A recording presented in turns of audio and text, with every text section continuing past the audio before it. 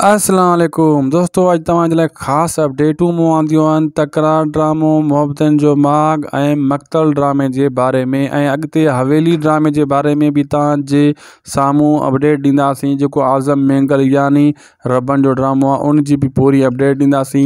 इन वीडियो खे आख़िर ताईं ॾिसो ऐं थी सघे त शाहिद खोसो वीलॉग यूट्यूब चैनल खे बि ज़रूरु सब्सक्राइब कंदा, असांजे पेज खे बि फॉलो, लाइक, शेयर ज़रूरु कंदा।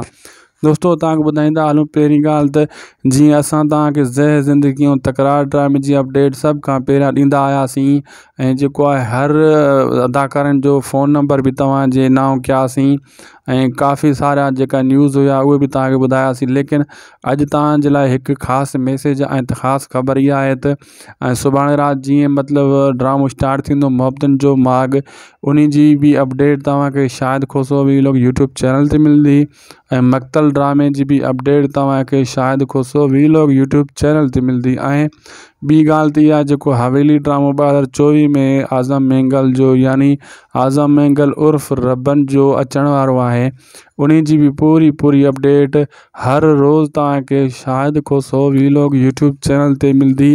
ऐं जेका ॿिया ड्रामा अचण वारी जा पंध ऐं हिकु ॿ ड्रामा ॿिया बि आहिनि उन्हनि जी बि 2024 में सभु लॉन्चिंग आहे। सभिनी ड्रामे जूं अपडेटूं तव्हांखे इन चैनल ते ऐं सभ खां पहिरियां हर अपडेट मिलंदी। ऐं 2024 में असां फ़ोन नंबर वारो सिलसिलो बि वरी जारी कंदासीं, शुरू कंदासीं। हाणे जेका बाक़ी अदाकारनि जा फ़ोन नंबर रहियल आहिनि उहो बि 2024 में अॼु राति 12 बजे जेको आहे डेट मट बि 2024 बि ईंदो, सुभाणे या ॿिए ॾींहं खां पोइ स्टार्ट कंदासीं। जीअं जीअं असांखे विच में टाइम मिलियो त पोइ अदाकारनि जा नंबर बि इन चैनल ते तव्हांखे मिलंदा।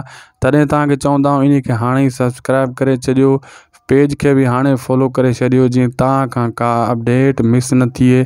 असांखे ॾींदा इजाज़त, ख़ुदा हाफ़िज़।